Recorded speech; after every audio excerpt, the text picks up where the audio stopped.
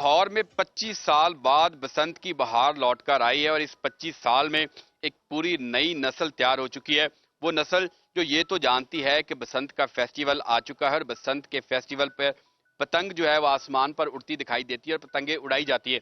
लेकिन ये बसंत के मौका पर पतंग उड़ाने से पहले क्या क्या पापड़ बेलने पड़ते हैं, क्या कुछ करना पड़ता है, गुड्डी और डोर की सिलेक्शन कैसे होती है, फिर जब गुड्डी और डोर आपके पास आ जाती है तो फिर उसके प्रोसेस यानी कि गुड्डी आसमान तक पहुंचाने के लिए क्या करना पड़ता है, वो सारा हम आपको दिखाते हैं। नई नस्ल को भी बताते हैं कि किस तरह ये सारा प्रोसेस जो है गुड्डी उड़ाने का आसमान तक पहुंचाने का, हमारी नई नस्ल किस तरह गुड्डी उड़ाएगी, किस तरह इसका प्रोसेस है, गुड्डा किस तरह सिलेक्ट करते हैं, डोर तलावे, ये सारा प्रोसेस आप हमें करके दिखाएं प्रैक्टिकली नई नस्ल को। तराएं, इसको तराएं बांधने के लिए इसके बांधने हैं। हाँ, तो ये डबल क्यों कर रहे हैं डोर? ये इसलिए कर रहे हैं कि ये तीरा जो है ना, इसके साथ बांधेंगे ना, इसकी ग्रिप मजबूत होती है। अच्छा, तो आप ये जी तरावे करने के लिए सुराख इस तरफ और 2 सुराख इस तरफ करने पड़ेंगे। अच्छा, ये खास निशान जो होता है इसके ऊपर करना होता है। हाँ जी, ग्रिप जो है इसकी ये मजबूत होनी चाहिए, ये ढीली नहीं होनी चाहिए। ठीक है। दोनों जो इसके तीले हैं ना, हाँ जी। इनको मजबूत रखना है। अगर ढीली होगी तो ये उड़ता हुआ फिर टूट जाएगी। तो ये किस तरह आपने इसका, ये अब क्या करने लगे? ये बैलेंस होता है इसका। जो आगे वाली जो ये डोर है ये छोटी रखनी है, ये पीछे वाली बड़ी रखनी है। पीछे वाली थोड़ी सी बड़ी होगी। ये देखें, इसके आगे थोड़ा सा गैप हुआ, ये पीछे लगी हुई है। ठीक है। ठीक है, ये तकरीबन ना 1 इंच का 1.25 इंच का फर्क होता है आगे से पीछे का। ठीक हो गया, यानी कि जो पीछे वाली साइड है ये बड़ी होनी चाहिए। हाँ। तो ये जो आप ये इसको गांठ कर रहे हैं, इसको बांध रहे हैं, ये इस कोने से अंदर होनी चाहिए। अच्छा अच्छा अच्छा, ठीक है, उस कोने से ये अंदर होनी चाहिए, फिर इसको अगर इससे बाहर होगी तो ये इसमें उलझ जाएगी दोबारा। अच्छा अच्छा अच्छा अच्छा, इसको दोबारा खींच के ये मजबूत कर लिया। ठीक है। पर और इसका ये सबसे पहली बात है, ये जो कमान है ना, इसको पहले चेक करना पड़ता है इस तरह।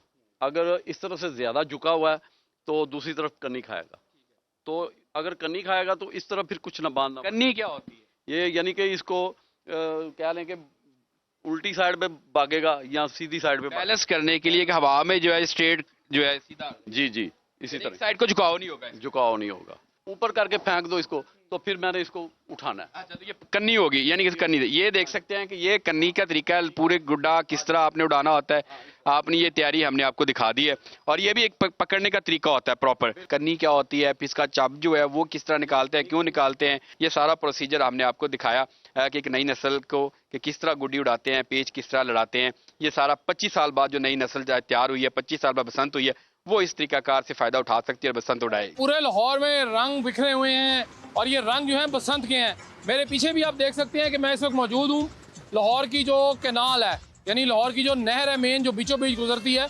बड़ी लंबी नहर है, BRB से शुरू होती है और ठोकर तक जाती है।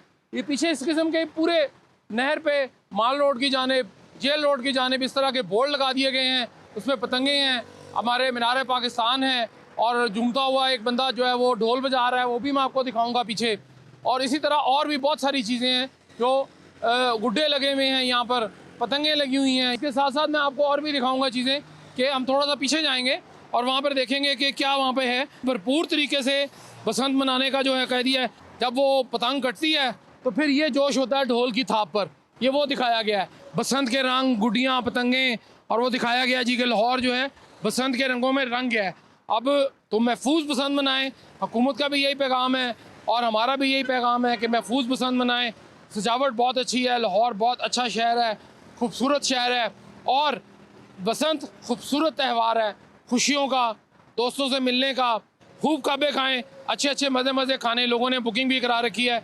लिहाजा अपील यही है कि जी महफूज बसंत मनाएं और खूब मनाएं। जी, बसंत मनाने में सिर्फ एक ही रोज बाकी और आज आखिरी दिन है कि लोग पतंगे खरीद रहे हैं। कईयों को मिल रही हैं और कईयों को बिल्कुल भी हाथ नहीं आ रही हैं। लेकिन अगर जिनको पतंगे नहीं मिल रही हैं वो आगे पतंगे लूटेंगे या क्या प्लान बनाया है उन्होंने, हम उनसे जानते हैं। मुझे ये बताएं कि महंगाई चूंकि इतनी ज्यादा है, आपने पतंगे नहीं ली हैं, तो पतंगे लूटने का किस तरह लूटोगे? हम स्टूडेंट हैं, क्योंकि अगर हमें समझ आती है ना क्या नाम है, कोई 600 का क्या नाम 200 का मिला, क्योंकि हमारे हम माँ बाप से सुना है कि हमने 10 रुपए के लिए 20 के लिए, हम तो 10-20 की, चलो 100 लगा लो, 100 की रेंज में है, तो यहाँ तो 800 से नीचे काम ही नहीं। फिर पतंगे कैसे लूटनी है, मिली नहीं है। अब देखें, अब हम ये पता क्या करेंगे, अब मेरा घर है 5 मंजिला है, ठीक है, 6 क्या नाम है, अब छत में चढ़ेंगे जो 6 तारीख आज रात 6 तारीख 12 बजे छत में चढ़ेंगे, क्या नाम है, कांटियाँ डालेंगे, कांटियाँ डाल के बड़े प्यार से जो गुड्डी उड़ रही होगी हमारे ऊपर से, हम उसको पकड़ेंगे, चपेंगे। अच्छा, उसी टाइम सो जाएंगे, तकरीबन 10-15 इकट्ठी कर लेंगे। उसके बाद अगले दिन 12 बजे जुम्मा पढ़ेंगे, जुम्मा पहले जो गुनाह किए वो माफ़ी मांगेंगे।